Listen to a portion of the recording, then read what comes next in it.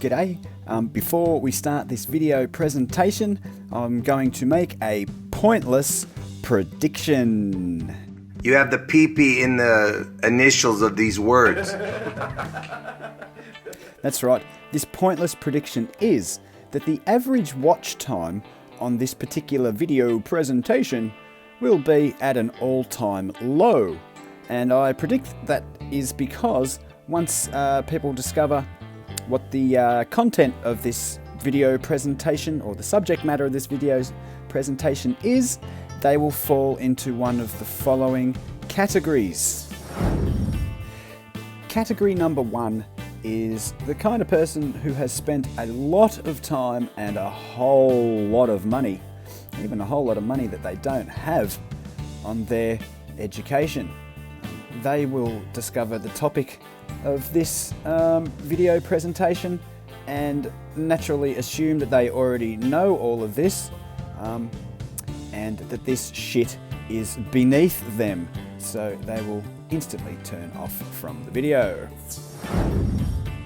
Category number 2 features a bunch of people who probably studied a bit of this topic at school, maybe after finishing school and getting into the workforce, followed up on a bit of a personal interest on some of the topics discussed in this video presentation, and therefore believe that they already have all the knowledge that they need, and that again, that this shit is beneath them, mostly because they got most of their information from people in category number 1. Category number 3, I suspect, will be the most represented category, because people this day and age simply do not have a concentration span and attention span long enough to watch a video like this one. They will see perhaps maybe even that, oh, this one goes for like an hour and a half. I'm not sitting down to watch this garbage. And then they'll go off and go and watch a movie or something like that, or perhaps catch up with their favourite TV shows or something similar to that. Doesn't really matter anyway, because they'll just believe whatever is presented to them on their screens. But I am holding out hope that if you are among the 760 legends who are subscribed to Anaconda Malt Liquor, that you will fall into category number 4, meaning that you do not fall into one of the previous 3 categories, and you do watch this video presentation, you do get it, and you take quite a lot out of it, positively. Anywho, this video comes from a channel named Cathexis. It's part of a longer series featuring another channel called Quantum Eraser. I'll leave a link to Cathexis channel in the description once this video is loaded, uploaded. Yeah, and I hope you enjoy it. Hopefully you will continue after this to go over to Cathexis channel and check out some of the other presentations in the same series, or popping over to Quantum Eraser's channel. Let's say that again. Quantum Eraser's channel, which I will also leave a link for in the description after this presentation. But without much further ado, let's get into this presentation and find out which category you fall into. Alright, cheerio, hope you enjoy it. Good evening, everybody. This is Cathexis, and tonight I have, once again, Quantum Eraser, and we're going to be going over a couple ideas that we've been throwing around, trying to make a distinction between what science is and what we've all been kind of perceiving as scientism. And, you know, I've never seen so many people triggered by using one word, though. Go walk around to some of your college-educated friends and say the word scientism and watch how they behave. It's kind of funny. But yeah, so tonight I want to go through and just kind of make these clarification. John here, he has an excellent presentation where he's going to break down the scientific method and explain why this distinction needs to be made, because there is a lot of fields of science out there that are being called science today that aren't technically science by virtue that they cannot follow the scientific method. So We'll just jump right in. John, how you doing tonight, man? Good. How's everyone doing out there? Yeah, we got a pretty good crowd. Everybody, thanks for showing up. Um, Before we go forward with what you have planned there, John, I want to go over kind of my like perspective on this and why I'm choosing to talk about this. The definition of scientism is it's amorphous. A lot of people don't really know exactly how to put it. For me, I think some of the definitions of Wikipedia are just fine. This is one that really stands out to me. The belief that the methods of natural science, or the categories and things recognized in natural science, form the only proper elements in any philosophical inquiry, or that science and only science describes the world as it is in itself, independent of perspective. So the scientific method is based off of the rational materialist framework, the philosophical axioms that materialism have set forth to choose their scientific method. And there is a tremendous benefit in doing that. The fact that, you know, we are where we are technologically has a lot to do with our lowercase s hard-nosed science. And I think that a lot of critics of scientism get this, people end up getting frustrated. When you say the word scientism, they think you're attacking science. And they don't understand that there is some type of distinction. Even my little brother, one time, I mentioned the word, I was visiting him and I mentioned the word scientism. He stopped me in mid-conversation and said, please don't ever say that word again. Because the implications of it, that it has become a belief system. It has become a religion. If you are straying from the scientific method, or you're accepting answers from fields that are not based in the scientific method, then you are literally following a belief system. And then you throw in the authority complexes of us just believing the white coats. Oh, there's much smarter men than I in higher fields, so I'll just believe what they tell me instead. Personally, I think that's folly. I think that we should know why we believe things. We should know as best as we can, and I think that we should try to believe as little as possible. We should figure this stuff out for ourselves.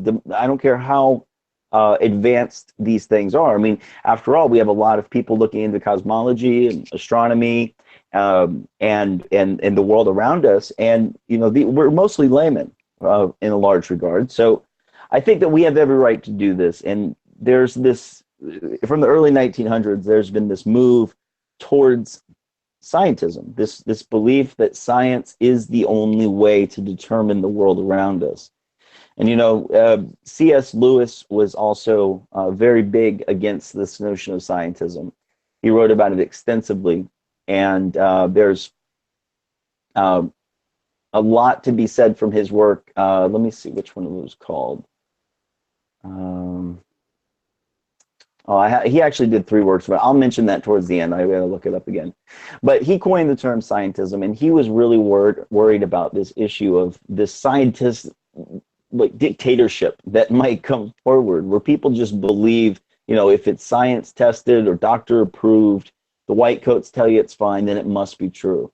I think we're all kind of waking up to that, and we're questioning things.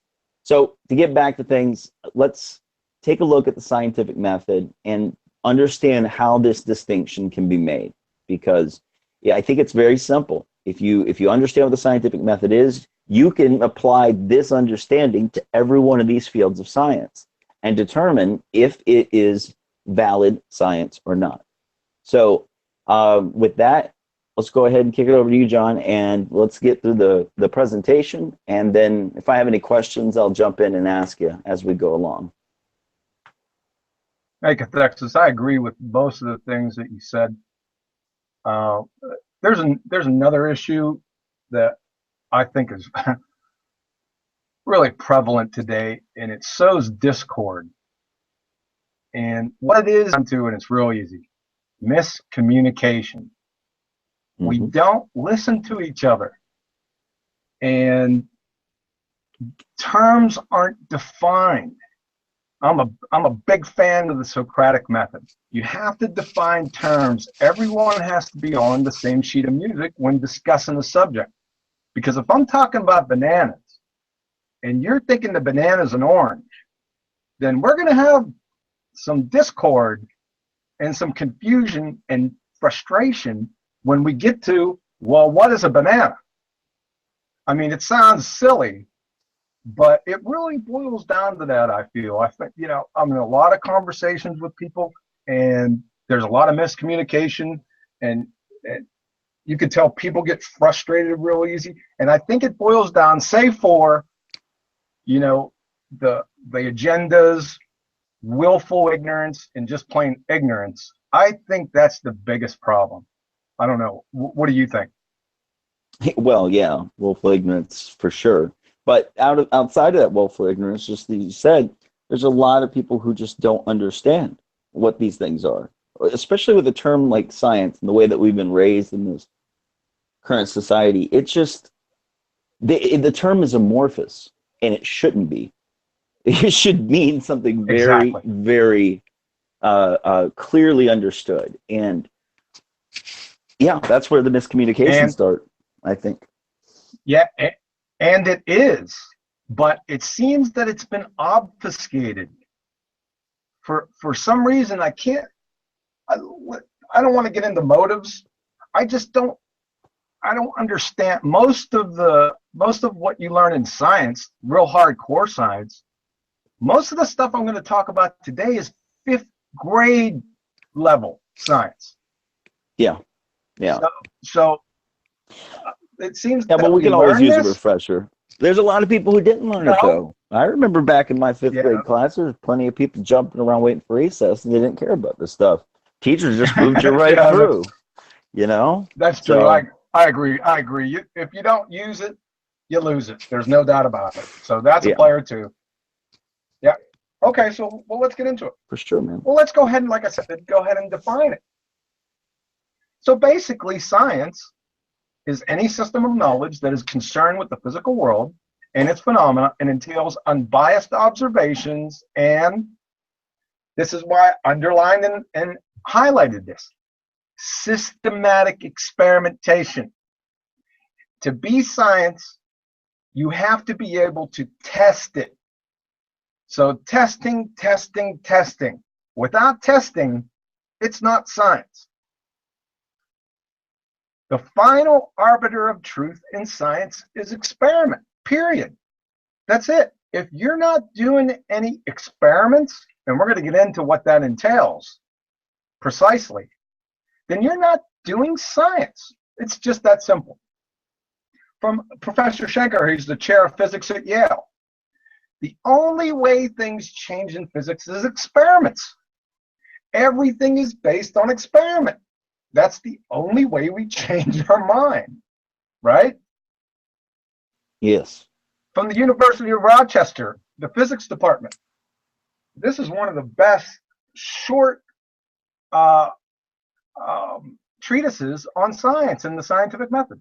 The scientific method requires that a hypothesis be ruled out or modified if its predictions are clearly and repeatedly incompatible with experimental tests. Further, no matter how elegant a theory is, its predictions must agree with experimental results. There's that experiment again. If we are to believe that it is a valid description of nature. In physics, as in every experimental science, which is redundant, by the way, experiment is supreme, and experimental verification of hypothetical predictions is absolutely necessary. Now, I don't know what absolutely necessary means to you, but to me it means you gotta do it. If you don't, then it's not science. Again, what differentiates, science from badminton or ecology or finance? Well, the scientific method distinguishes science from other forms of explanation. Environment for what? Experimentation. Once you get in the gist of this, you gotta do experiments. Now we're on the one that drives me absolutely, and I hear it no matter. Science isn't a result. It's merely a method of inquiry. It's an important method, but that's all it is, a method of inquiry. Science doesn't say run, jump, point to, swim, do the hokey pokey, or anything else. And this is the biggest issue. This is what it is. You hear so many people who are even aware that this is the way it is, who speak of science as some monolith. And, you know, there are people in this community who do it a lot, but there are just as many people who are with the mainstream, actually, if not more, who constantly speak of science as some monolith. Science says this, science says that. And this is where that belief system comes into play, I think, in the way I look at it, is because they've treated it as some ultimate authority, because they think it's a pure system that will always be able to self-correct because of its method, at least. But we'll get into that a little bit later. But yes, thank you. My question is, why would it need to correct? If it needs to correct, then it was incorrect to begin with. Well, they make mistakes. I mean, sure. But my larger point is that there's fraud and agenda and dogma. Oh, sure. And all of these within the institutions of science. And this is one of the hardest things I think it is for people to wrap their head around. You know, when a person first gets into this alternative cosmology, like trying to understand, you know, if there's something else going on here, the first thing they run into is that problem of, well, first of all, they're saying science says, and two, they have this belief in the institution, this uncorruptible institution in their mind. I suffered from it myself. I truly did. The longest time, I was a scientism believer. And I think that it's very important to make the distinction as we are, because not enough people are talking like this. And I think that this is necessary to go forward. So I appreciate this, John. You're welcome. All right, let's continue. Science is about testing variables. So here's the scientific method. It's very easy. The steps are clear, cut, concise. You observe a phenomenon, you do a literature review, construct a hypothesis, you test an experiment, analyze data, you validate or invalidate the hypothesis, and you report the results. Now, most of these, as you can see, are logistical in nature. And I just wanted to isolate the three most important ones and where we head off the rails. So, the scientific method was developed to rid the world of myths, consensus, votes, majority, opinions, loudest voices. In other words, rid the conclusions of the subjective by establishing a method that solely focuses on the empirical, the objective. And here's another term that gets thrown around where people don't know what it means. Empirical simply means observable, testable, repeatable, and falsifiable. That if you could encapsulate the scientific method into terms, that would be it right there. Because as you can see, that takes care of everything in your steps for the most part, except the logistical concerns. So observable, testable, repeatable, and falsifiable. Got to be that, or it's a just so story. So let's go into step one. So observe a phenomenon. It's just what it says. Observation. Hold on, John. So sorry. Can you hear me? Sure. Yeah, I got it looks like I just lost my Wi-Fi connection at my house, and it's thank you everybody for your patience. I think we're back up and safe, so we'll continue. Sorry about that, John. No, that's no problem. Okay. Like I said, we'll go through each of those three steps, the important ones that I wanted to isolate and emphasize. So, observe a phenomenon. It's just what it says. Observation and description of a phenomena or a group of phenomena is step one. From Geosociety, the first process in the scientific method involves the observation of a phenomenon. event, or a problem. You have to observe something so you can ask the question. From Niels Bohr, no phenomenon is a phenomenon unless it is an observed phenomenon. See, this is where most head off the rails. The first step in the scientific method is apparently somewhat confusing. It's not make an observation or ask a question or conjure a phenomenon. It's observe a phenomenon. It's an action that you observe that must be based in reality so as to afford you the ability to test it. It's also not just observe. Sorry, we had an issue with this the other day when we were talking in debates. I do want to make clear the word phenomenon means to appear or be manifest. So if you go back to the original there, it implies an action, a manifestation, something that's appearing. So I know we had some issues with the language the other day, but I don't think you can really quibble over something like that as they Right. did. Right. And there is some confusion with the nouns, because what I was referring to, like I'm saying here, it's also not just observed as in observed concrete nouns. Those are rocks, fossils, trees. Those are not those phenomenons. are concrete. Yeah, those are not phenomenons. Right, they're concrete. Yeah. They're concrete nouns. Right. Gotcha. Now, you have to observe a phenomenon. It could be an abstract noun like scurvy. So you can't touch or feel scurvy. It has certain characteristics or manifestations of the noun, if you understand what I'm saying. And we'll get to that here in a couple minutes. It'll become more clear. It's an action that you observe. And like I said, it has to be repeatable. It can't be a one-off event. If so, how can you test it? You could just observe something. It's a one-off event, like in astronomy. You can't test anything. You can't cause and effect it.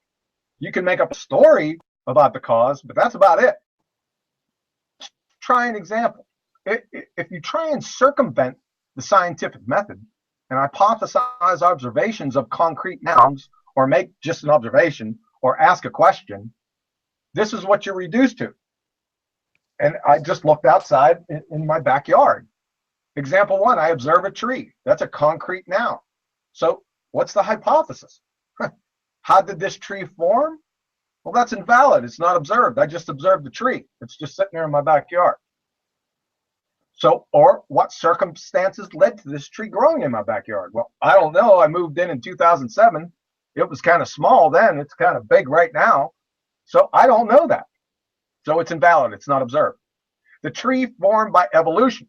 Well, that's invalid. It's not observed. And you have a begging the question fallacy in the hypothesis. Evolution. Mm-hmm. You haven't validated that yet. You haven't even defined it.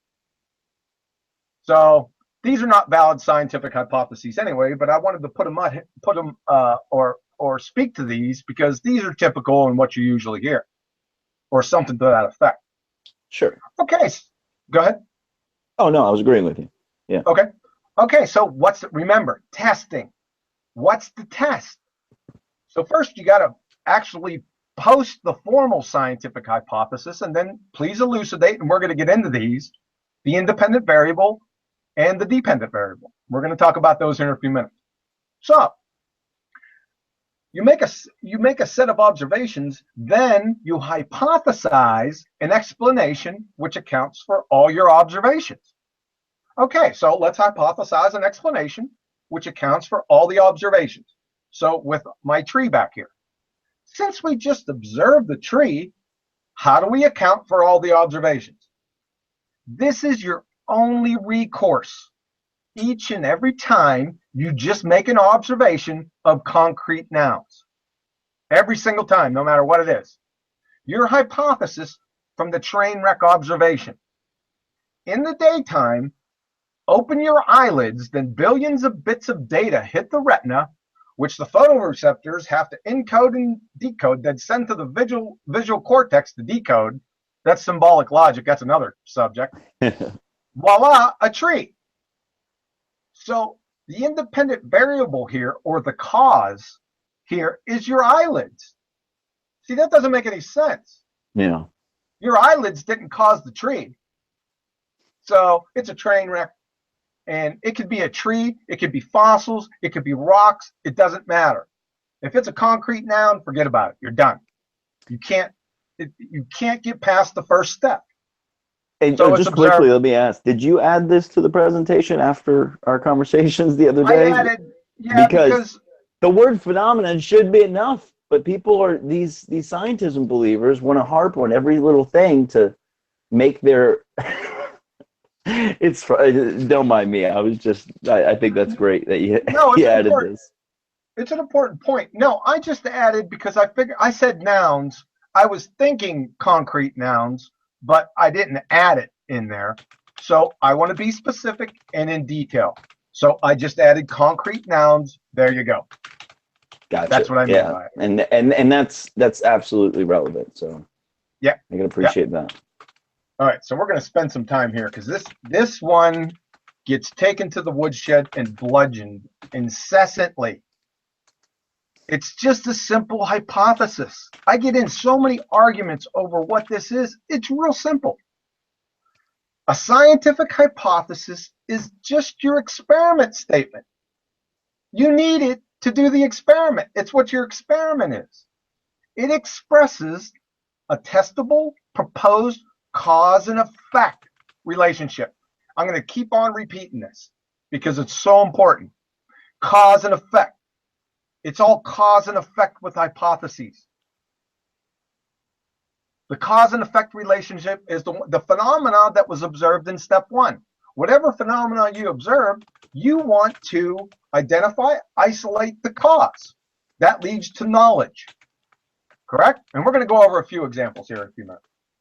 All right. It's a classic if this, then that motif. So this says it really well. It's from Colorado State University. Scientific hypothesis is a special kind of a prediction that forecasts how the independent variable will affect the dependent variable. That's it. Yeah. A hypothesis from chemistry about a educated guess based on observation. It's a prediction of what? Cause and effect. I didn't know you were being rhetorical. Here we go yes, again. Cause and effect. Cause. I want to stress this because it's so important. The It scientific method from Drexel University. The scientific method is hypothesis driven. One makes an educated guess to explain a cause and effect relationship. From Lowell, C, becoming a successful scientist from Cambridge. A scientific hypothesis is based on cause and effect reasoning. A scientific hypothesis does not merely state X and Y may be related or correlated, in other words, but explains why they are related. Does everyone, are yes. we on the same page with this? That is correct. From California State University, formalized hypotheses contain two variables. We've heard these before. One is the independent and the other is the dependent. The independent is your cause. The dependent is the effect or your prediction. The independent variable is the one you, the scientist, control, and the dependent variable is the one that you observe and measure the results. Notice there are two parts to a formalized hypothesis. The if portion contains the testable proposed relationship, and the then portion is the prediction of the expected results from an experiment. An acceptable hypothesis contains both aspects, not just the prediction portion. We're not playing Jimmy the Greek here. Every scientific prediction is a consequent of its necessary antecedent. And its necessary antecedent is the independent variable. Any questions on that? Nope, crystal clear. So hypothesis again is elucidating cause and effect. The cause is the independent variable. The effect is the dependent variable. So Gotcha. Let's use the Socratic method. What an independent variable is. from the University of North Carolina, an independent variable is the presumed cause, whereas the dependent variable is the presumed effect. The independent variable is the core of the experiment and is isolated and manipulated by the researcher. The dependent variable is the measurable outcome of this manipulation, the results of the experimental design. So question, if you don't have an independent variable, do you have an experiment? Nope. Nope, because it's the core of it. Yep. From the University of North Carolina, again, in an experiment, the independent variable is the variable that is varied or manipulated by the researcher. And the dependent variable is the response that is measured. And I will say that From Penn State University. we're definitely stressing upon this because it comes into effect much later when we're talking about what real science is and what scientism is. Yes. So yes, I'm stressing it because this is a bone of contention with people. They say independent variable and they start laughing. Mm-hmm. And to me, I can't understand that because that's tantamount to a carpenter showing up at your door and you giving him a framing square and he starts laughing at it. Yeah. That's what it's tantamount to. So I don't know. So I'm going through here. I'm establishing what this is. This is. I don't want to say basic, but you have to know this to pass 5th grade general science. If you don't know what an independent variable is, then your parents paid the science teacher off. Yeah, and I think that most of this stuff socially, especially if somebody's not in these fields, this stuff is just lost in the mix, lost in translation even, and that's the biggest thing we're up against. We have, especially when we're out here debating these topics and trying to discuss these topics with people, we've come from a certain position of wanting to learn topics that the layman doesn't necessarily look after. And when we go and discuss it with other people who consider themselves smart, they'll end up not knowing the most basic thing, which we're going over right now. So I think putting this out here like this, getting a clear understanding of what we're talking about is helpful. So let's move on. Okay, I'm going to stress it just a couple more times and then I'm going to leave this one alone. The independent or manipulated variable. The variable that is changed by the scientist, what the investigator is testing. Colorado State. All right. We already went over California State right here. We already did that one above. The variable that is manipulated or changed is known as the independent variable. From South Alabama, an independent variable is a variable that is presumed to cause a change in another variable. In experimental research, the independent variable is a variable that is manipulated by the researcher. I think we're getting it. Okay, from the National Science Teachers Association. An independent variable is the variable that is varied or manipulated during an experiment. Okay, is there any questions? No, sir. Hopefully I can't do much more. Maybe I can go get it notarized. Well, it's like I said, it's definitely necessary to stress, especially as we move forward in making these designations. So yeah, I could put another 80 more, but I think everyone's got it now. Mm-hmm. Okay, so let's review a couple of examples. We're going to go through the process. So we're going to observe a phenomenon. Okay, let's say we're back in the day. Sailors appear crippled after long sea journeys. They've got poor wound healing. They got bleeding gums. They have rashes. So that's a phenomenon. It's called scurvy. There could be a number of possible causes for it, but for brevity, we finally realize it's related to diet. So we construct a hypothesis. So if vitamin C intake is crucial to collagen integrity, and this is in humans, then eliminating vitamin C intake in humans will cause scurvy. You see, I have my if, and then I have, this is a valid scientific hypothesis. This is a testable statement.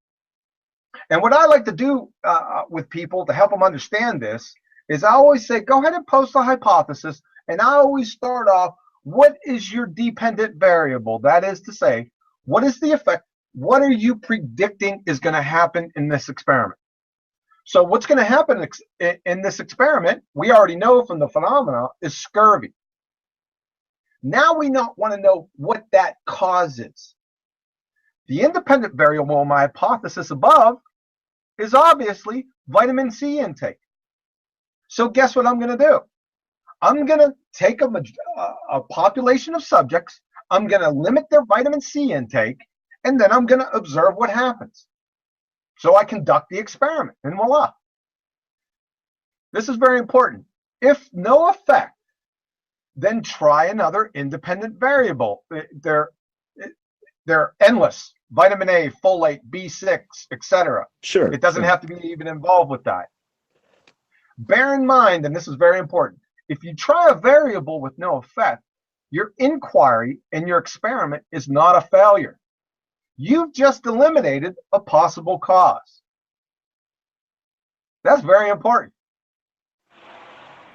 So example 2, observe another phenomenon. So we have a population of healthy type 1 diabetics who apparently a certain percentage of them are suffering from diabetic ketoacidosis.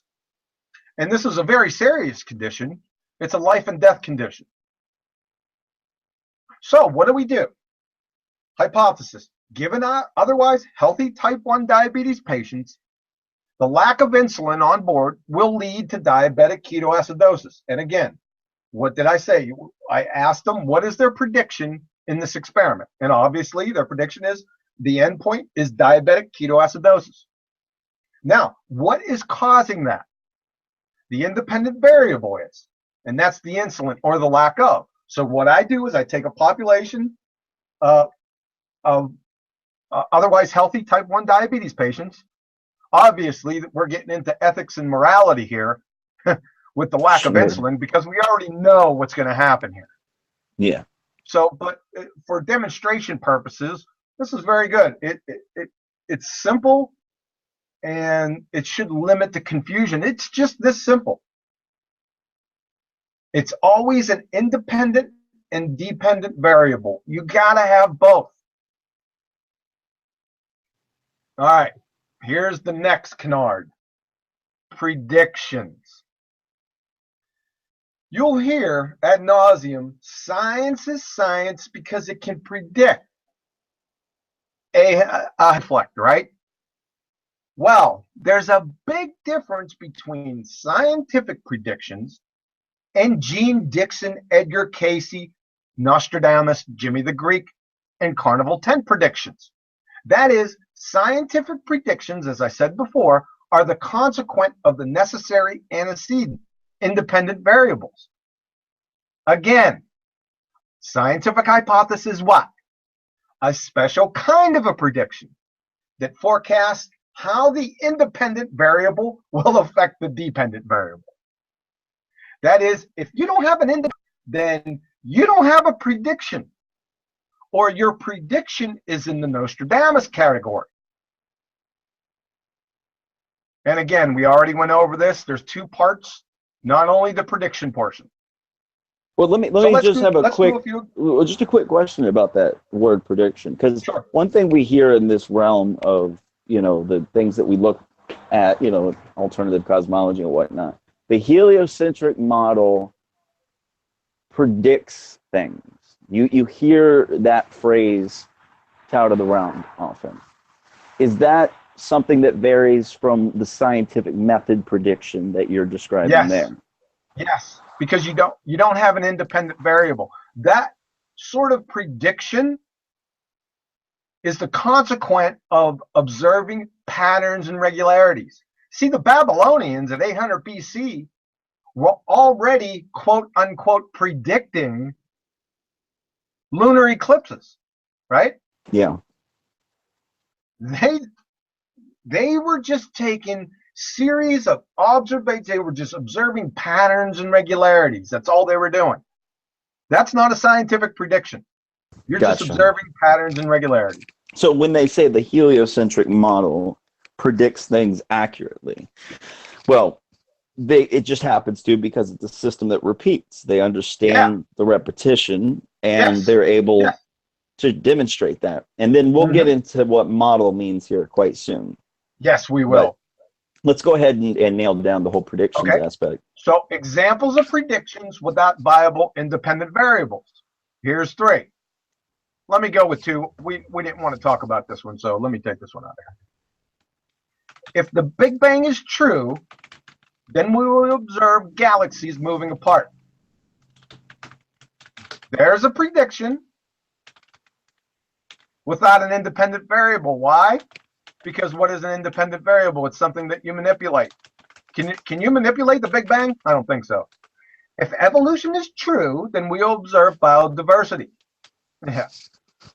Yeah, that's not a hypothesis. That's not anything. I'll give you another one.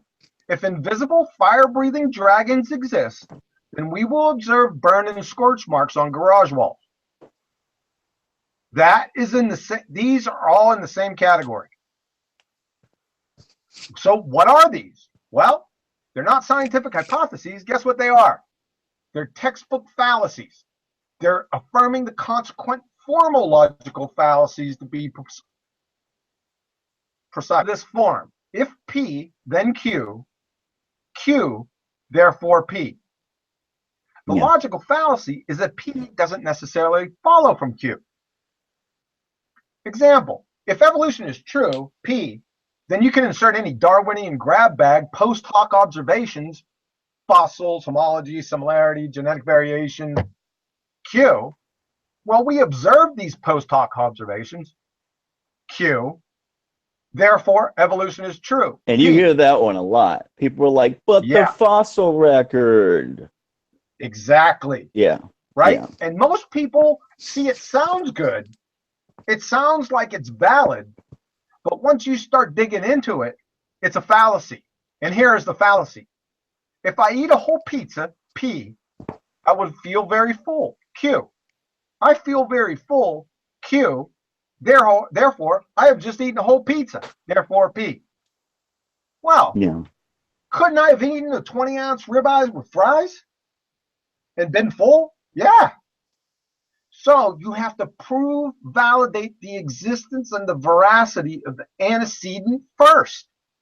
Then, most importantly, isolate the antecedent or independent variable in experiments to verify it, and it alone produces the specific effect or the prediction. Okay. Does I think everyone understands that. There's some sleight of hand with this. You just have to practice recognizing these fallacies. They're easy because there's a lot of them out there, and they follow this form. If P, then Q, Q, therefore P. They're easy to pick at after a while. Just takes practice. Yeah, I get you. So, taking what we've just learned, let's do a little practical exercise. Are these valid scientific hypotheses? So, number 1, if the Earth is a sphere, then ships traveling away from you will eventually disappear from view hull first.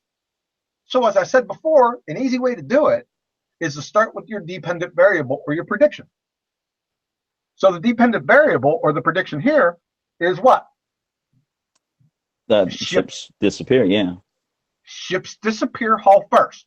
Okay, what is the cause of the ships disappearing hull first? Well, a modern bald earther heliocentrist would say because the Earth's a sphere. Yeah, here it is. The Earth is a sphere. That's your independent variable. But wait a second. The independent variable, as we discussed, is the core of the experiment. It's isolated and manipulated. Can anyone manipulate the Earth so as to test it and isolate, then validate it as the cause? And honestly, I think it would be better explained as the cause is atmospheric conditions, swells, waves, angle of attack, and height of observer. Those are the variables that you could probably manipulate in some way in order to find this information out, but that's usually ignored. But as this stands, is this a valid independent variable? No. No. This is a non sequitur because it's a textbook affirming the consequent form of logical fallacy like we just went over. Mm-hmm. Here's the next one. If the Earth is a spinning ball, then stars will appear to spin in contrary directions at the alleged poles, respectively. So again, what's our prediction? Stars spin in contrary directions at the poles. What is causing this? What is our independent variable here in this alleged hypothesis? The Earth is a spinning ball. Again, Duh, the John. independent variable Clearly. of the experiment. It's isolated and manipulated. Can anyone manipulate the spin of the Earth so as to test it and isolate it, then validate it as the cause? Well, it would have to be there first, but that's another topic. Here we go again. This is a non sequitur because it's a textbook affirming the consequent form of logical fallacy. Gotcha.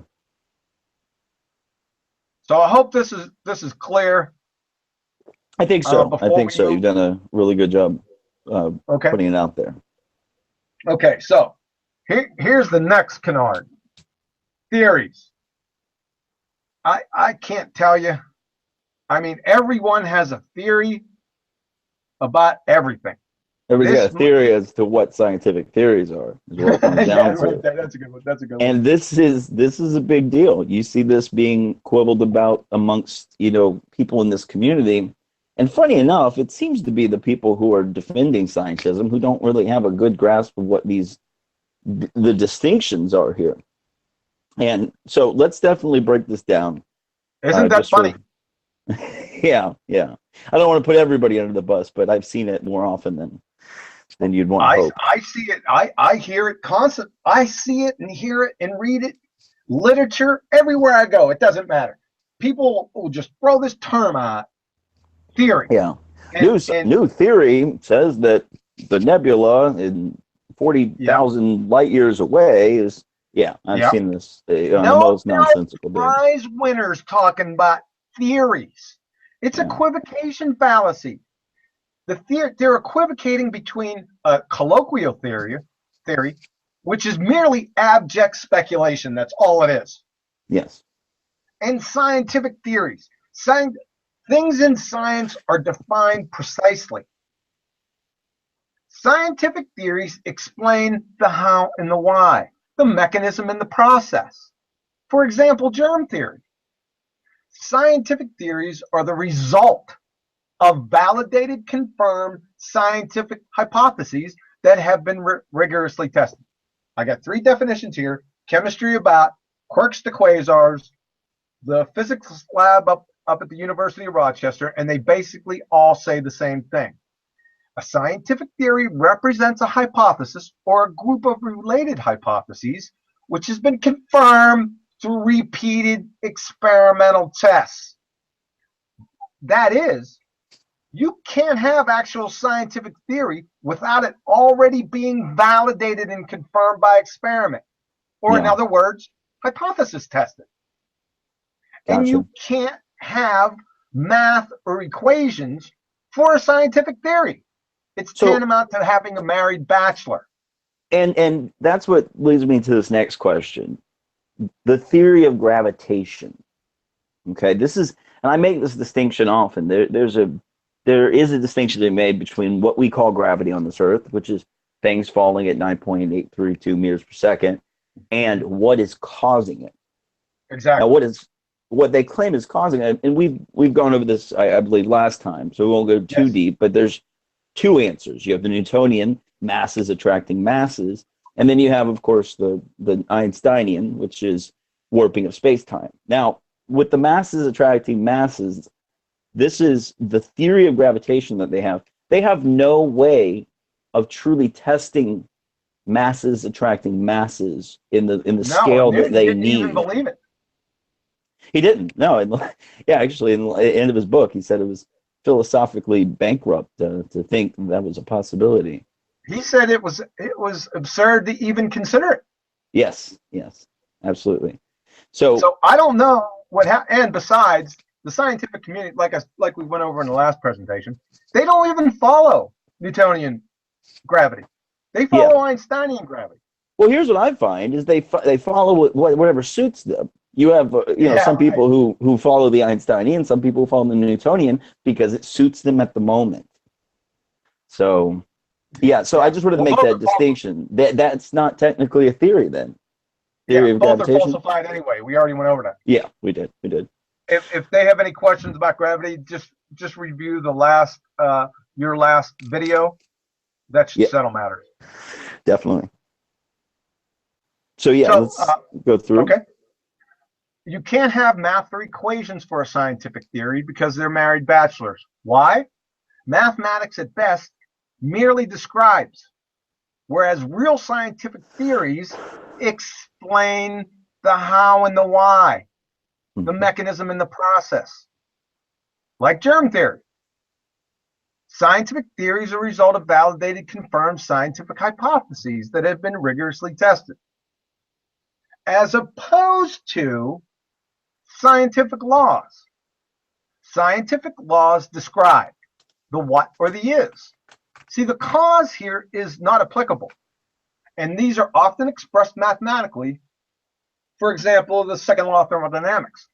See, with scientific laws, the cause or the mechanism or the how and the why is nonsensical. It's an invalid inquiry. It's just an is. Mm-hmm. For example, how or why does heat flow from hot to cold always? Well, we don't know, and we'll never know. All we know every single time, it just does and is. Ergo, a scientific law. That's why they're called the laws of thermodynamics and not the theories of thermodynamics. That's a good way of making that clear. Yeah, exactly. That's why. So scientific laws never become scientific theories or vice versa. Each are domain specific inherently. Gotcha. From the College of Science and Mathematics at Kennesaw State, a law describes what nature does. A theory explains how nature works. Are we clear on this? Absolutely. This is very important because a lot of people get confused about these two terms. Yeah, I hear people say that theories turn into laws after certain, after certain, proofs occur with it. So that's a very good distinction to make. Right. Cool. All right, let's get on to math because this is another canard. Listen, I'm not a math, a matheistic. I'm not. However, when you try to equivocate, and I don't even know how you equivocate two different words, math isn't science or physics, much like a tape measure isn't carpentry. One of the main reasons is they're different words. Math is immaterial, it's abstract, it's rigidly domain specific, and at best it merely describes. It explains exactly squat, niente, nothing. Conversely, actual scientists are in the business of explaining by validating or invalidating cause and effect relationships between independent and dependent variables via rigorous hypothesis testing. I found this, and I thank him for saying this. Somebody needed to. This is Professor Balakrishnan. He's the professor of physics at ITD Madras. I just can't make it any more clear. That's the whole point about physics. It's not mathematics. Are we clear on this? Let me give you an example why. According to mathematics, there's an infinite set of numbers between 0 and 1. That is, if I started at 0, I can never reach 1. However, whenever I type an I followed by a B with the same finger on my keyboard, I invariably pummel this nonsensical buffoonery every single time. We all do. There's somewhat of a difference between the abstract and physical reality. Absolutely. And a lot of people say, there's a Red's rhetoric, scream to the top of his lungs, math is reality. Like it's like really? Quoted. Yeah, I've heard on numerous occasions these scientism fanboys. They think math is reality. Can you give me a jar of fives? A jar of fives? Yeah, I want some fives. right? Yeah, the This is abstract what I'm saying. ideas. Yeah. Yeah. Can you show one case in all of history where mathematics caused any phenomena? Yeah, this is an important distinction to make. No. There's no, because it's Yeah, there's contrived. none. It's conjured. You'd have better chances resurrecting Alexander the Great's horse. Physics is physical. It's concrete. Mathematics is immaterial and abstract. Is there something wrong with this picture? Yeah, there is. Attempting to explain the physical immaterially and abstractly makes as much sense as suffering from poison ivy on the brain and scratching it by thinking of sandpaper. So I hope that solves things.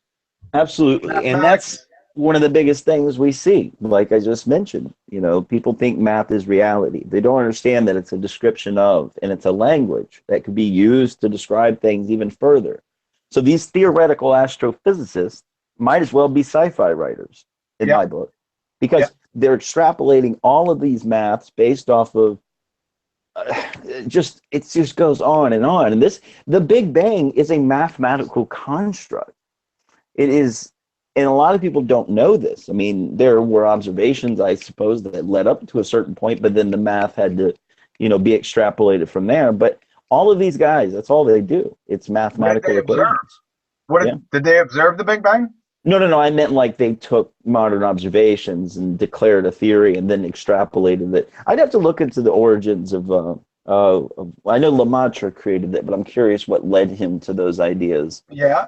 But and what they do, how they do it, is they hide it behind all the equations.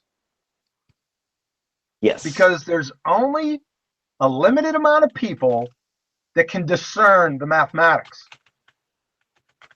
And like I said, mathematics doesn't cause anything. I can have, $1 million plus $1 million is $2 million. But you know what? I don't have $2 million. So I can conjure anything and explain anything or describe anything in mathematics. It means nothing. What did Tesla say about this? Oh, that's a fantastic quote. It says modern day scientists go off from equation to equation, and gosh, let me get it exactly. 1 second. Okay. I know he had something to say about it. Today's scientists have substituted mathematics for experiments, and they wander off through equation after equation and eventually build a structure which has no relation to reality. Yeah, I'll tell you what, you can't say that sums it up. Yeah. That sums it up, brother. I give him a big thumbs up for that one. That's good. That's concise, clear, and right to the point. And it's true, yeah. And this is the thing, is we do have a large amount of scientific illiteracism. Like, people are unaware of how, and that's really why I'm doing this show and bringing you on, and I'm going through this presentation, because, this needs to be understood. And I really hope we could reach a more mainstream audience, just for the simple reason that they need to be reminded, because they're operating with a belief system.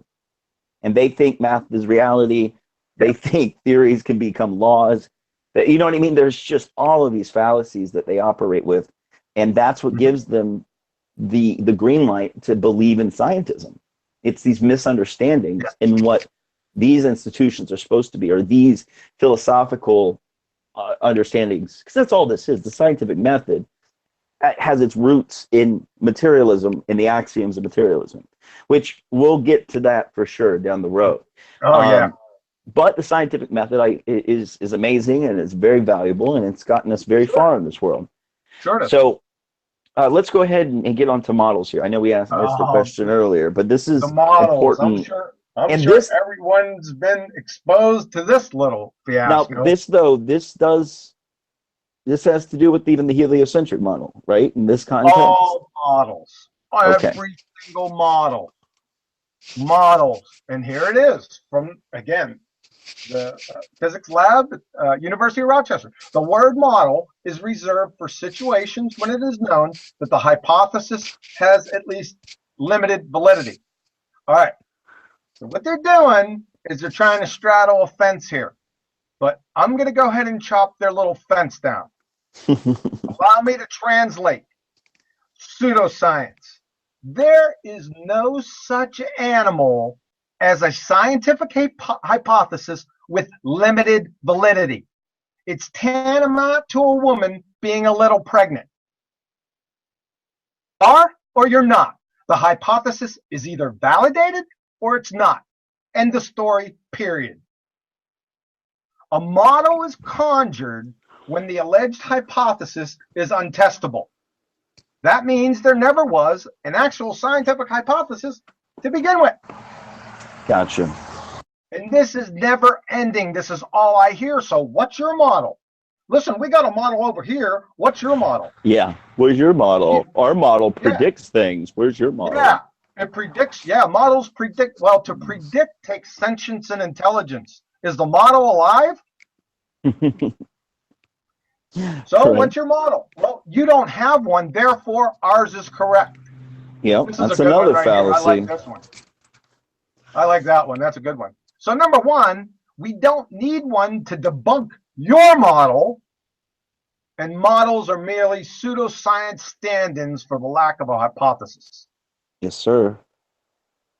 So there we go. I really, people start talking about models, I just want to go away. And I've been saying this. I've been calling it a straw man attack because first of all, they say that, well, you don't have a model, so therefore ours is correct, and that's a fallacy in itself. But what most people do is they'll construct this model of what they think these people are thinking, like what the geocentrists are thinking or what flat earthers are thinking.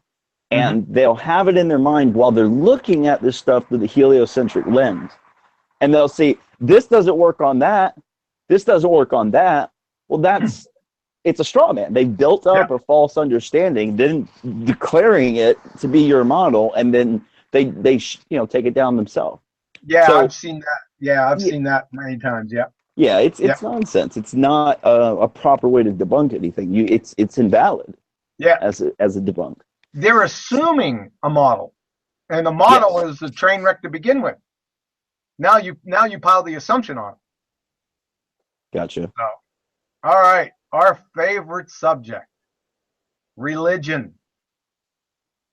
Everyone talks about religion and religion this, religion that. Really?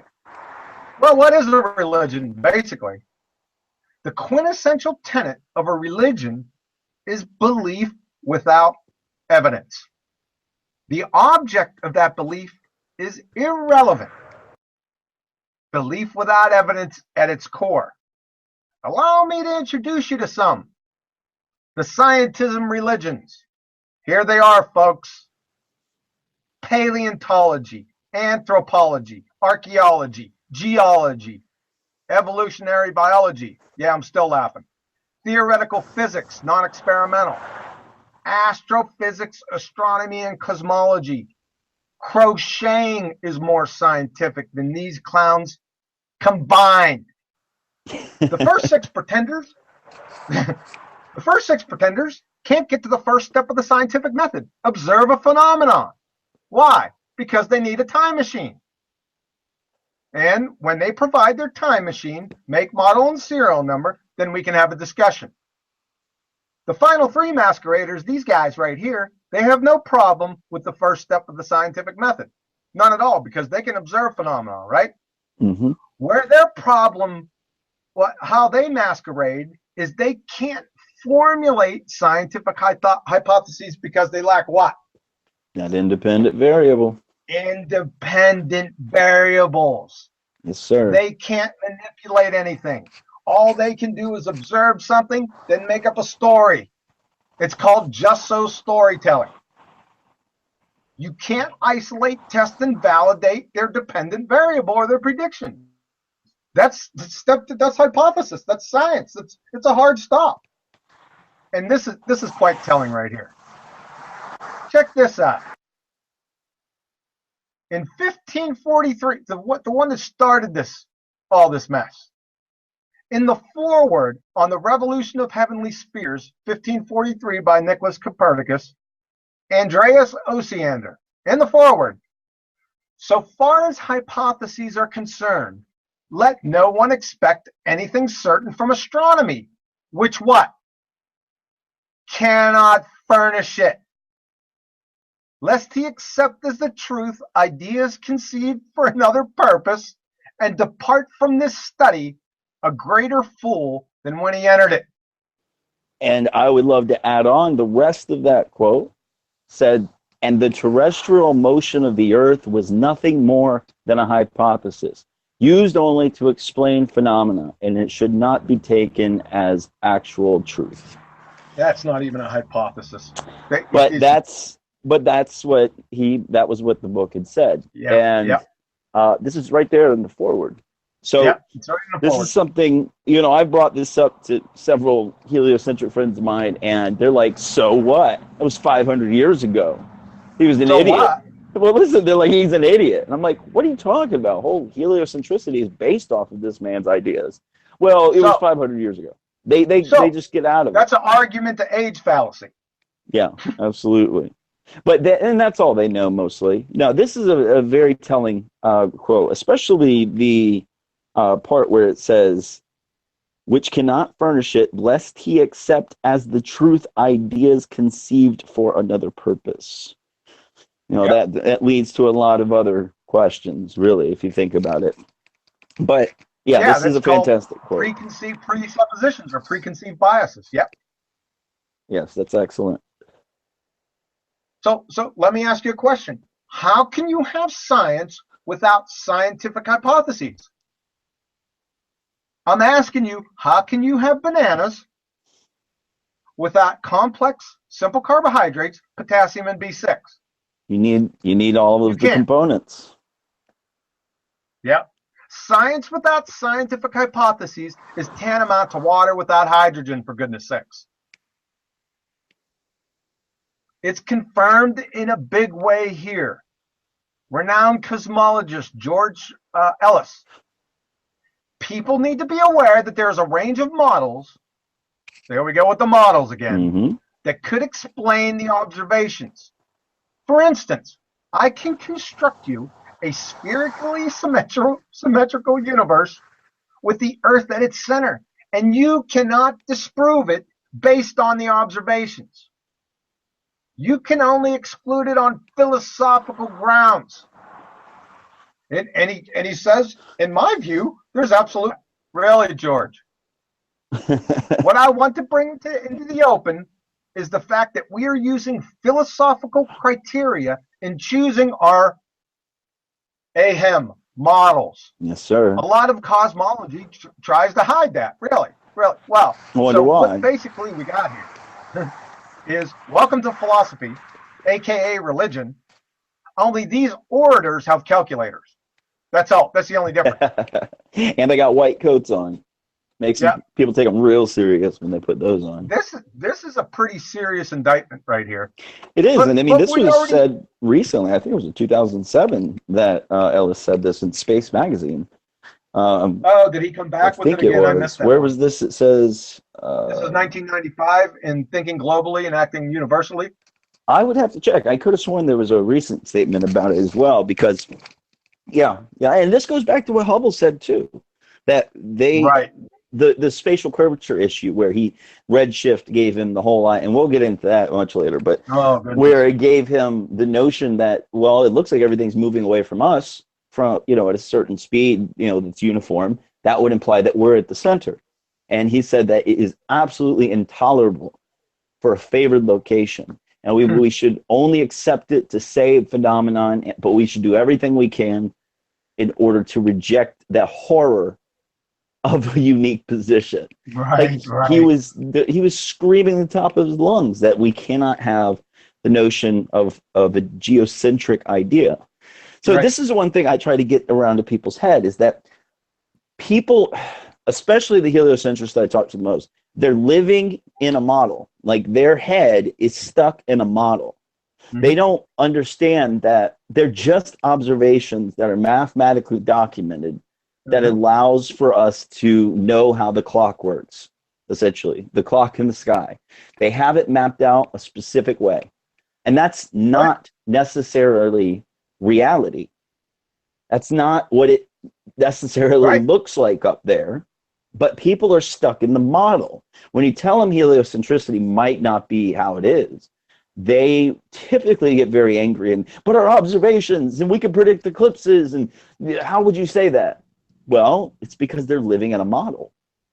And they can't understand that. And the reason why is because they haven't gone down this process that you and I are going through right now to Well, show them what science is. yeah, because remember, and look how many times you said models and predictions, and they're not using them in the right context.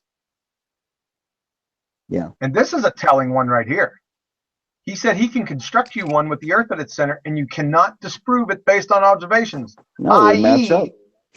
Yeah, they both work. Yeah. I think I saw another quote from him that says both the geocentric and the heliocentric coordinate system work equally well, and we're choosing it on philosophical terms. It might have been a paraphrase of that, but yeah, that's exactly what he's saying basically here. Yeah, yeah. Exactly. So this is the last indictment. This comes right out and says it. It was in science, cosmology may look like a science, but it isn't a science. A basic tenet of science is that you can do repeatable experiments, and you can't do that in cosmology. Wow. I'd like to correct this and state you can't even do an experiment, let alone repeatable. Yeah, exactly. No, that's exactly. fantastic. That's a very good, strong quote there. And this is what gets people tripped up, is because, you know, we've been raised in a system where we think these sciences, quote unquote, or science is so falsely called, I could probably say. That's a good one. Cosmology, astronomy, and there's much to gain by observations and understanding these systems, but it's not lowercase s hard-nosed science. Exactly. And there's a distinction. Yeah, and this is the reason why I'm bringing you on and doing the show. A distinction has to be made, because the lines have been blurred and they're playing into that. Mainstream pop science especially is just bleeding it all together, trying to make this, it almost feels like some type of scientific dictatorship that they're trying to put together. They're putting it under science. They're putting it under the umbrella of science. The pseudoscience pretenders, these guys up here, they're putting these under science by mere fiat. Mm-hmm. And using the equivocation fallacy with science, they can fit anything they want now underneath that umbrella. Yeah. And we're going to get to that here in 1 second. All right. Go ahead. Do you want to finish up on that? Go ahead. That's perfect. Here's the game the pseudoscience priests are playing. That's what I call them. Nice. They're pseudoscience priests, the ones that I identified above. Perfect. Example, let's go back to our phenomenon. The sailors appear crippled, bleeding gums, tooth loss, the scurvy deal. These are the plausible explanations. Let's say we never seen scurvy before. We just observed all these sailors going out on long trips. They come back and they're a train wreck. They have all these symptoms up here. Okay? Yes. So the plausible explanations, because this is a phenomenon. These are phenomena. Plausible explanation. Prolonged exposure to seawater, inhalation of aerosol seagull droppings, prolonged exposure to swabbing the deck cleaning solution, prolonged rolling and pitching of the ship, poor air quality, especially below deck, caused by smoke from candles, tobacco, mold, mildew, vapors from tar and waste in the bilges, hydrogen and carbonic acid gases from the ventilation system. What about what we don't know? Right. These are just what potentially they could be. Mm-hmm. So what do we do? Do we do A? Do we pull a bevy of current scientists and roll what most think it is, then call it science? Or B, do we test every possible cause? Guess what these are up here? All of them are independent variables. Yes, sir. They're causes. So, do we test every possible cause, read independent variable, and validate the effect, the dependent variable or the prediction scurvy? This is called science. Today's science, which is religion, like we just went over, roll with the pole. A, because they are unable to validate and confirm anything by experiment. So what they do is they pick one and roll with what because it works, right? Yeah, Because this I get could be you. true. Number 4 could be true. Of course, you're not telling everybody about the other ones, but we already know there's other ones. I mean, you're not hiding anything. So they roll with the poll, and that's A, because they're unable to validate or confirm anything. Then they say, well, what's the problem? Since transistors work, therefore spinning balls, multiverses, dark matter, evolution, big bangs, billions of years, ad nauseum, are scientific facts. Yeah. Wake up! No! I agree, sir. No! And this is what's to, caused the problem, is that there has not, this distinction has not been made. It has not. And I don't know if they're even teaching it in colleges anymore. You know, yeah, they are in the actual sciences, in chemistry, biochemistry, actual physics, quantum mechanics. So they are teaching those students this, but I mean, what are they telling you in an astronomy class or a cosmology class? No, that's not science. Well, I understand that, but what I'm saying is, what are they telling their people? Are they telling them it's science? Because socially, we have this. Everybody tends to behave as if those are sciences. In that regard. Yeah. No, I guess they're telling them, or they have it in, above the ivory archway. Science, and you walk through it, right? And then you think it's science. I could put bananas up there. So would you say that those are philosophy? How would you designate those fields? Those are I categorize them as religions. Yeah, I understand. Religion or pseudoscience, but I mean, there should be a technical term. Yeah, is there metaphysical, just so fairy tale storytellers. Now, I do want to make opinion, really. I don't care what their motives are. I don't care how good their heart is. It's not science. Stop masquerading under the term and then telling us where we live and pretend that it's science, because it's not. I understand. Yeah, and I mean, I feel very similarly, yet I do make the distinction because I do feel like there's valuable things that can come from thinking along those lines, as long as they are honest with themselves and honest with humanity about what it is that they're doing. It is but that's not what they're doing. You're right. They are masquerading as real science, and they're coming out and saying, "Well, this is the way it is." Period. And then we're scientists. They got initials behind their names, and so that offers some kind of, I don't know how they do it, some kind of transfer of veracity, to assign veracity with the term science, which they're not. That's all they're using it for. Yeah, you get letters behind your name, and you could say damn near anything, and people take it seriously.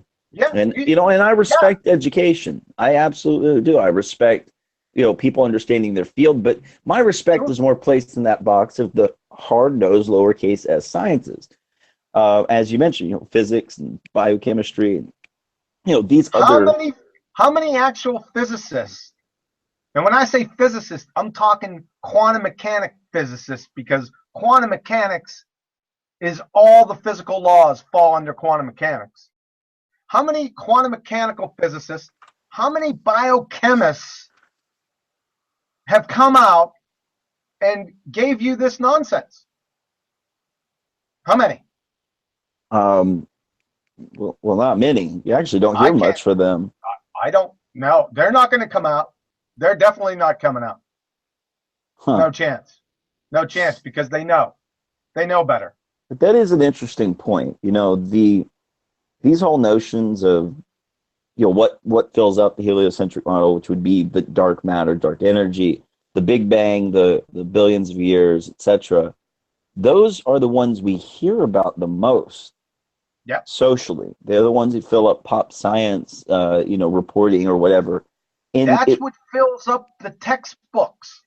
Yeah, I've seen it. The nebular hypothesis train wreck. We're going to get to that. We're going to get to the CMB train wreck. I'm going to enjoy that one. Sorry, I may be a little bit twisted, but that has to be next to evolution. I didn't think anything could trump the nonsensical buffoonery of evolution. I really didn't. And I'm telling you what, that CMB, The cosmic microwave background. It's running a close second. Yeah, it is. And, you know, if just to let everybody know, if you go out, watch the movie The Principal, does an excellent breakdown and rundown of the CMB, cosmic microwave background. And there's a ton of information. They call it the axis of evil. Modern cosmologists call it the axis of evil because what it's pointing to is a geocentric favored location. In their mind, they have to escape the horror. So what they did was, it came back, it gave them that result after one test. And they paid the money to do another. They got it from WMAP. They got it from WMAP, and then they confirmed it with Planck. Yeah, and then they couldn't believe it, so they sent another one up. Yeah. So these people worked very hard to try to get a particular result from that. But honestly, we could, and you know, this, you know, I keep saying that this is just an important thing to understand. This whole what science is and what science isn't, and you know, people need to be more skeptical in their life. They need to, you know, you find all these people who say they're skeptics. You know, oh, I'm a skeptic, atheist, rational atheist, skeptic. But really, all they do is they have their prepackaged answers on Rational Wiki, Metabunk, or Snopes. And, yeah, Metabunk. Yeah, and they've got their prepackaged answer on every conspiracy theory or every alternative idea that... Mick from Metabunk, huh? Yeah. Yeah. Well, so they have their prepackaged answers. They go there. But they're only skeptical against things that go against the mainstream. And that's not a real skeptic. That's being skeptical. It's not. And it's terrible. They've hijacked the word. You know, you've got that guy, Michael Schumer. I don't know if you've seen him. He runs Skeptic Magazine. Schumer. Yeah, I'm aware of him. Yeah, he runs Skeptic Magazine. And, yeah, I'm aware of him. Dude, what these guys end up being is mouthpieces they're propagandists for the institutions, the scientific institutions mainly, but even the government. If you look at they're debunking conspiracy theories and whatnot, and they're wrong all the time. Like Snopes. Snopes got taken over I'd say about 10 years ago. They used to be like a legitimate website to go figure out if things were true or not. You know, that was what their whole thing was, you know, internet rumors and whatnot. Now, I've never been there. Hey, don't go. Now, well, it's a lot of people. If I tell somebody an extraordinary thing, they're like, "Well, I'm going to go check that on Snopes," and they usually will. It's kind of a popular place for people to check this stuff, but they've gotten completely brought into the fold, completely. And any controversial thing, if you know any like conspiracy theory, they're completely on the side of the ruling elite. We'll put it that way. So you know, but the point I'm trying to make is that the skeptics have hijacked the word. These people are not skeptics, and they are scientism believers. Oh, it's right after the CMB, we're going to do one on atheism, correct? Yes, we're going to get into that for sure. Let's fill up the seats. I got something for you. Well, I'd like to work in rational materialism into that same conversation. Oh, that is the conversation. Yeah, exactly. Okay, I just wanted to clarify. So in this scientism leads a lot into that. I mean, what science is it's the axioms of naturalism or physicalism or rational materialism. It's all the same thing, but the axioms of those philosophical systems applied in a uniform way. Now, let me ask you a quick question. How long have we had the scientific method officially on the books? Wow, that roughly. You're talking back, I don't know, I would probably say Francis Bacon and cohorts. Okay, exactly. So we're talking about, what was that, 1600s, 17? Okay. 15, 16, 1700s. It started, you know. So it became pretty uniform, though, would you say, in the 1700s? It's not just one person. I think all started with Aristotle. Well, sure. I mean, this is all. Yeah, I Yeah. mean, you could go back with it, but what I mean is to the point where our scientific method is now. We've had it in this same form for a good 200 years, from what I understand. The very simple process of observed phenomenon. Yeah. Well, Create a hypothesis, variable, and like he the knew way. it. Yeah. So. He knew it. Oh yeah. In 1543. Actually did. Well, I'm going to have to look into this a little further because I want to know how long we've had this exact system. Because I've talked to some people recently, when I tell them these things, they freak out on me and they tell me that no, the scientific method is variable. We can change it as we get better at being a human. I'm serious. Yeah, they need to change it because that's how they infiltrate or ride on their Trojan horse, their little just so stories. Because you have to change it. Because if you don't change it, you're screwed. Yeah, and that's what they. Yeah, that's what they do every time I bring this topic up. But the scientific method has been there historically for several hundred years, and they haven't added or taken away from it. It's a very simple, mechanistic way of finding what's correct or not. It's not necessarily something that will find truth either. A lot of people think that. Yeah, a lot of people think science equates truth. And it doesn't necessarily always. If you look back historically on what we thought was right or real or the prevailing scientific theories of the day, of the past 500 years, we've been 90% wrong. But wait a second. Wait a second. Were they actual scientific theories or were they just theories?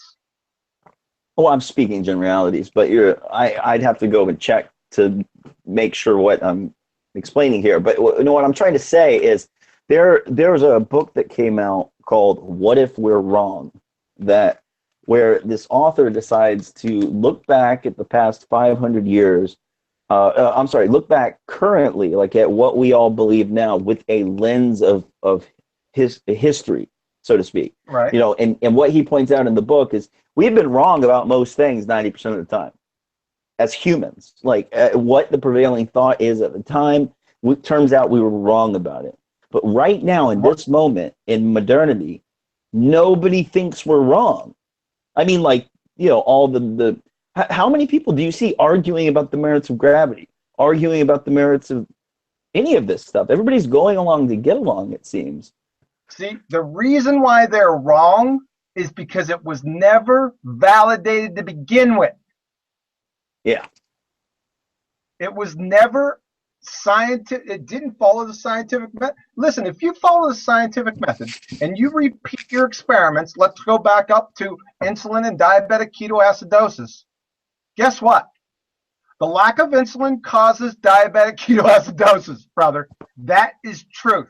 It's absolutely true. There's about 5,000 other ones I got. If you follow the scientific method and stay within its constraints, you're going to be good to go. However, if you weasel your way out into just so fairy tale story land, guess what? The majority of those are going to be wrong because you haven't tested them. Testing. If you're not testing, you're not even in the galactic vicinity of science anywhere. You're not anywhere near it. Yeah, I'm with you, man. I'm with you. Hopefully we can just continue to hit these points home. I'll tell you what, they really get mad when you say astronomy is pseudoscience. Why would somebody get angry though? Why does the emotion need to come into it? Something either is or isn't. Period. I agree. But what we're dealing with here are scientism believers who get triggered because they think they have a belief system that makes them believe they don't have a belief system. They think they're following the structure of logic and reason and rationality and science, when really they're just materialists. They are a religion within itself. And they don't even know the truth of the matter. What they're doing is following what the white coats have told them.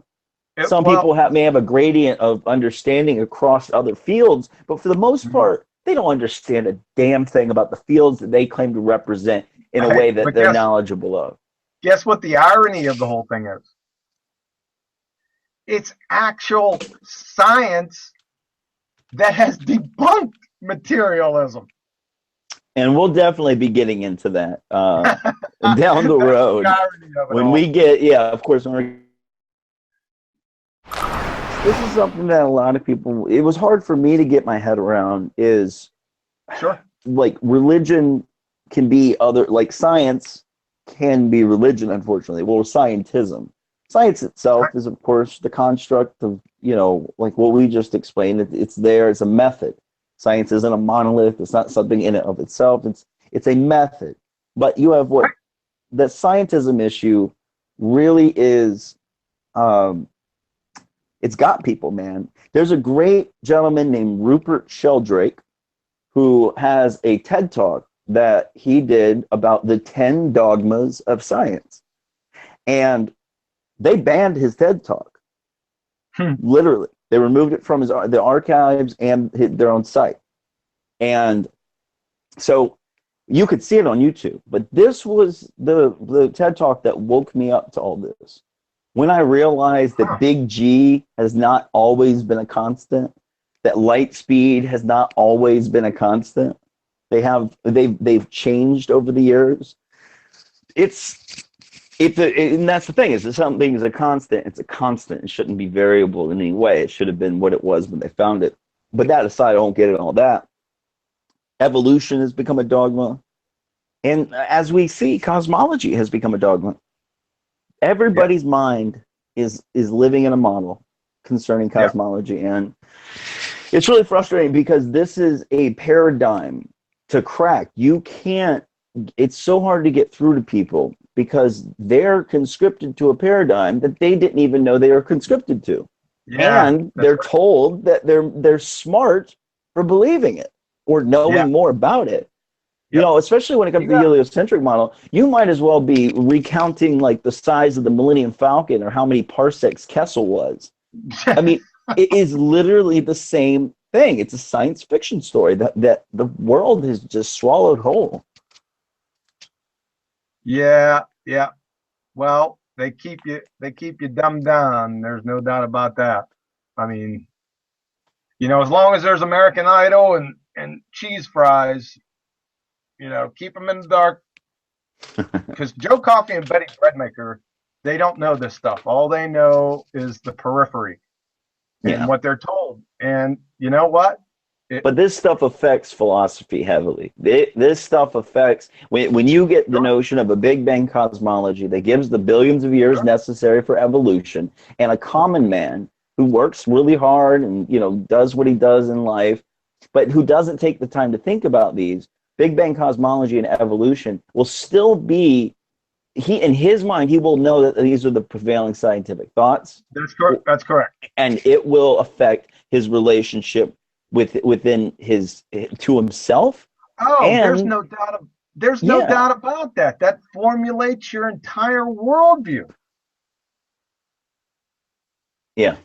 Every situation that you come into, that is what you're working off of. Oh yeah, it has immense ramifications. Immense. In everything that you do. Yeah. It does. It matters deeply. Your philosophy is dictated by your cosmology, and it's the billions of years that is. See, first came heliocentricity, then and even Nietzsche had said himself, when we know that famous quote where he says, "God is dead." Well, he goes on to say, well, he says God is dead, and what he goes on to say is, "We have killed him." And then in the next paragraph, it says, "We've killed God by pushing him out, by Copernicus putting the sun in the center of the system. We've pushed God to the edges of infinity."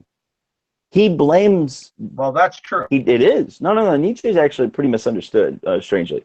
But if you go and do research on Copernicus and Nietzsche, he has several pages devoted to Copernicus. where he is declaring that it was Copernicus that changed everything. And now we're moving towards this godless nature. Now, that's not my whole argument for this. I believe that, I like, you hear a lot of people saying, oh, they might lie about, heliocentricity or geocentricity because it's hiding God. And you could simplify it that way.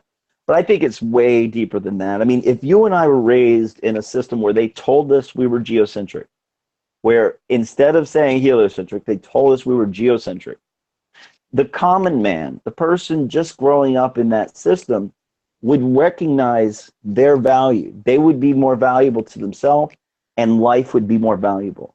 Because there is that favored location type mentality. It's built into the notion. So at the very least, they're hiding that issue. I understand that. Sure. Of course, yeah, you but do. I disagree. I disagree that the elephant in the room, it's obvious to me. Yeah. And it's definitely not you. These days, see, back then you could easily hide God with this, but you can't hide anymore, brothers. Can't hide him anymore, because I'm coming after you. There you go. And we're going to be dealing with genetics. I also want to make biochemistry, quantum mechanics. Oh yeah, we're definitely going to go down the line, but I want to make a quick distinction because having you on here, you are certainly very strong in your views upon this, and I understand why you take such a literal effect, a literal course with what is science and what isn't science. Sure. And I do want to make clear that I do value these other fields, the observational side of cosmology, of astronomy, but it needs to be said that they are not science in the way we should understand what science is. There's no scientific method to be had. So even though they may be associated with science, they are not.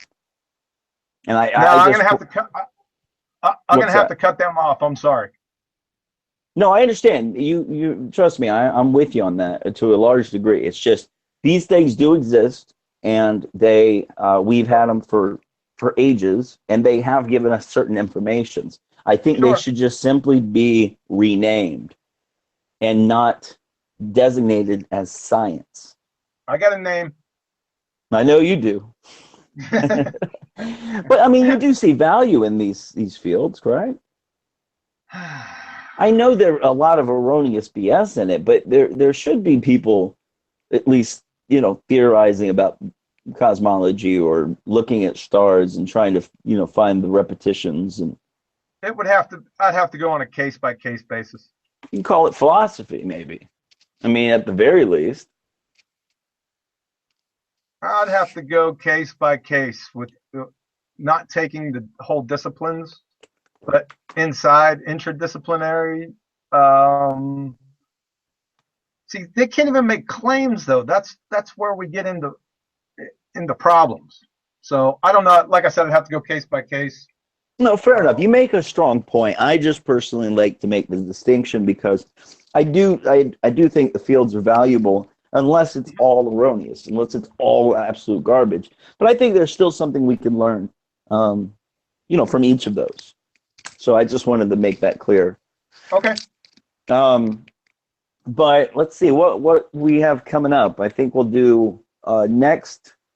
I think we should just dig right into cosmology next time. Actually, do the cosmic microwave background and show how this fits in.